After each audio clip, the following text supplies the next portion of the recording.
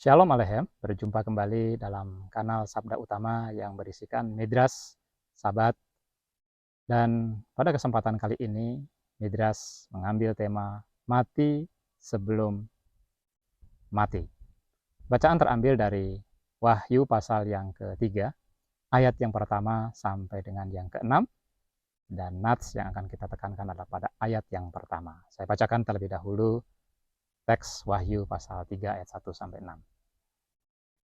Dan tuliskanlah kepada malaikat jemaat di Sardis, inilah firman Dia yang memiliki ketujuh roh Tuhan dan ketujuh bintang itu. Aku tahu segala pekerjaanmu, engkau dikatakan hidup padahal engkau mati. Bangunlah dan kuatkanlah apa yang masih tinggal yang sudah hampir mati, sebab tidak satu pun dari pekerjaanmu aku dapati sempurna di hadapan Tuhanku. Karena itu ingatlah bagaimana engkau telah menerima dan mendengarnya, turutilah itu dan bertobatlah, karena jikalau engkau tidak berjaga-jaga, aku akan datang seperti pencuri, dan engkau tidak tahu pada waktu manakah aku tiba-tiba datang kepadamu. Tetapi di Sardis ada beberapa orang yang tidak mencemarkan pakaiannya. Mereka akan berjalan dengan aku dalam pakaian putih, karena mereka adalah layak untuk itu. Barang siapa menang, ia akan dikenakan pakaian putih yang demikian. Aku tidak akan menghapus namanya dari kitab kehidupan, melainkan aku akan mengaku namanya di hadapan Bapakku dan di hadapan para malaikatnya. Siapa bertelinga, hendaklah ia mendengarkan apa yang dikatakan Roh kepada jemaat-jemaat.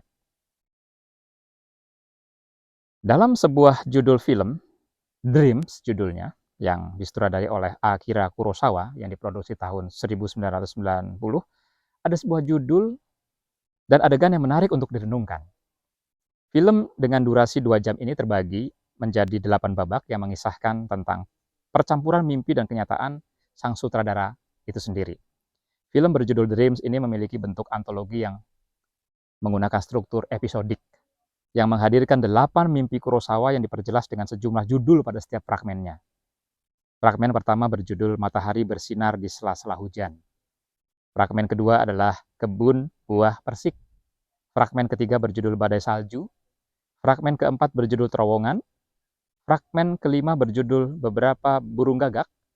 Fragmen keenam berjudul Gunung Fuji Dalam Merah. Fragmen ketujuh berjudul Setan Menangis. Dan fragmen terakhir berjudul Desa Kincir Air. Nah, dalam judul Tunnelen atau Terowongan mengisahkan sejumlah prajurit-prajurit Jepang yang merasa diri mereka belum mati dan bersiap menjalankan komando dari sang komandan yang masih hidup. Dalam adegan diperlihatkan sejumlah pasukan, satu batalion banyaknya keluar dari terowongan dengan tegap, dengan suara trap, trap, trap, berbaris, namun dengan wajah pucat pasi dan siap menerima perintah dari sang komandan yang masih hidup. Namun sang komandan terus meyakinkan mereka bahwa mereka sesungguhnya sudah bebas tugas karena mereka sudah mati. Jadi intinya dalam fragmen ini, Tunnelen ini, terowongan ini, sejumlah prajurit ini belum menyadari bahwa mereka sudah mengalami kematian. Nah, berbicara tentang kematian, dalam iman Kristiani yang merujuk kepada kitab Perjanjian Lama dan Perjanjian Baru, atau Tenach, Torah, Nabiim, Ketubim, dan kitab Perjanjian Baru, kita mengenal beberapa jenis istilah kematian. Yang pertama, kematian dalam pengertian yang pertama, dalam utama, adalah terpisahnya roh dari tubuh seseorang. Dan seseorang menyelesaikan garis kehidupannya dalam batas waktu yang telah ditetapkan. Seorang tidak akan lagi bertemu dengan teman, saudara-saudaranya, orang tuanya, anaknya lagi. Karena dia sudah mengalami kematian. Dan kematian dalam iman Kristiani, jika kita membaca kitab Kejadian pasal 3, bukan semata-mata sebuah ketetapan di mana manusia harus mati, tetapi sebagai sebuah konsekuensi, sebagai sebuah akibat. Manusia pertama telah mengalami pelanggaran terhadap perintah Tuhan untuk tidak makan pohon pengetahuan baik dan buruk. Sehingga mereka mengalami kefanaan dan kematian. Dan kefanaan atau kematian itu diwariskan terus dari generasi Adam dan Hawa. Sehingga siapapun berpotensi untuk mengalami kematian. Bahkan bayi sekalipun yang tidak bisa berbuat kesalahan bisa mengalami kematian. Kematian secara fisik, secara jasmani, menghinggapi semua makhluk hidup di muka bumi ini, termasuk saya dan Anda yang mendengar tayangan ini, tak pandang agamanya apa. Namun juga ada jenis kematian yang berikut, yaitu kematian yang kedua. Jadi bisa dikatakan kematian jenis yang tadi, yaitu terpisahnya roh, jiwa, kesadaran dari tubuh, itu ada kematian yang pertama. Tapi ada jenis yang disebut dengan kematian yang kedua. Ini tertulis dalam kitab Wahyu pasal 21 ayat yang ke-8. Tetapi orang-orang penakut, orang-orang yang tidak percaya, orang-orang keji, orang-orang pembunuh, orang-orang sundal, tukang-tukang sihir, penyembah-penyembah berhala, dan semua pendusta, mereka akan mendapat bagian mereka di dalam lautan yang menyala-nyala oleh api dan belerang. Inilah kematian yang kedua.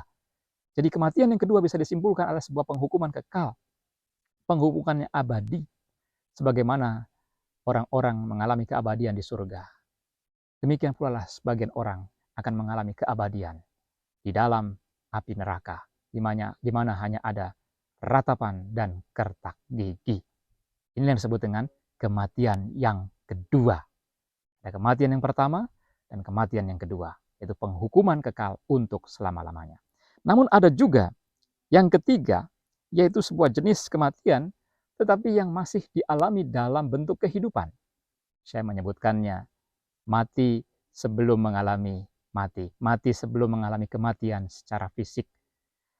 Inilah yang disebutkan di dalam Wahyu pasal 3 ayat 1 tadi. Yang menjadi nats, yang menjadi dasar bacaan permenungan kita pada kesempatan hari ini. Katakan tadi, dan tuliskanlah kepada malaikat jemaat di Sardis, inilah firman Dia yang memiliki ketujuh roh Tuhan dan ketujuh bintang itu. Aku tahu segala pekerjaanmu, engkau dikatakan hidup, padahal engkau mati. Eheis hoti zes, kai nekros ei. Eheis hoti zes, kai nekros ei. Engkau dikatakan hidup, padahal engkau mati. Kata zoe dipertentangkan dengan kata nekros, hidup dan kematian. Dari ayat ini kita bisa melihat bagaimana orang-orang yang kelihatannya hidup, bekerja, beraktivitas, mungkin dia beribadah, mungkin dia berinteraksi, tapi sebetulnya mereka sudah mengalami kematian terlebih dahulu. Apa yang dimaksud kematian di sini? Ya, kematian kerohaniannya, kematian kesadaran dirinya terhadap Tuhan, kematian terhadap hal-hal yang bernilai keimanan, kereligiusan. Dia hanya sekedar menjalani hidup tanpa sebuah hubungan yang benar dengan Tuhan, menjalani hidup tanpa sebuah iman dan pengharapan kepada Tuhan, menjalani kehidupan seperti robot adanya, tanpa sebuah kesadaran dan hubungan personal dengan Tuhan, dengan Bapa di surga, di dalam Yesus Kristus atau Yesua, Sang Mesias.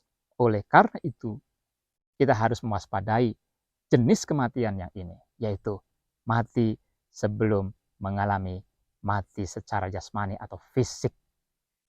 Inilah kondisi kematian di dalam kehidupan yang kita jalani ini. Periksalah diri kita masing-masing, apakah kita berada di dalam kondisi mati sebelum mati, sebelum segala sesuatunya menjadi terlambat.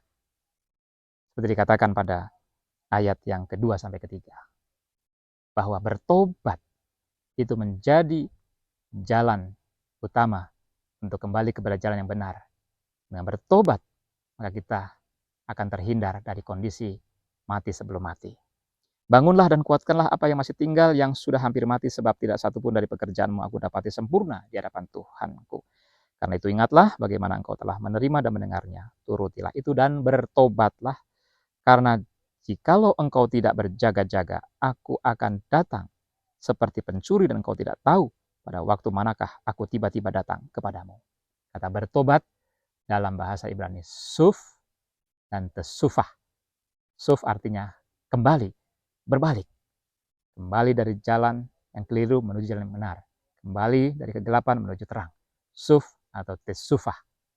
Dalam bahasa Yunaninya, metanoia dan epistrope. Metanoia, perubahan pemikiran. Epistrope, perubahan perilaku, sikap, dan tindakan. Di pertobatan itu meliputi perubahan kesadaran, pemikiran, pemahaman, dan tindakan atau perilaku. Nah, Kiranya kita diingatkan dengan sabda ini, supaya kita mewaspadai kesehatan jiwa dan kerohanian kita masing-masing. Apakah kita menjadi orang-orang yang mengalami kematian sebelum kematian fisik menghampiri kita? Atau kita adalah orang yang mengalami kehidupan di dalam kehidupan itu sendiri?